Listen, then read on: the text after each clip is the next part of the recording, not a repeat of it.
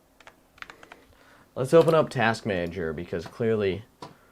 Alright, what do we got? So, 1920X, 12-core, 24-thread, base speed 3.5 gigahertz. Awesome, sexy as hell. RAM 2.1 out of 3.9 gigabytes in use. That's atrocious. Welcome to I can't afford more RAM because I've used it all. Azeroth, please help. So, we did it. It works.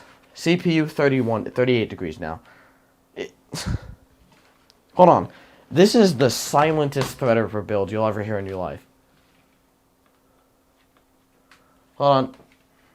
Ooh, it's recording for longer. I'm going to fucking kill myself. I'm going to freak out. I'm going to freak out if this mic doesn't just start working.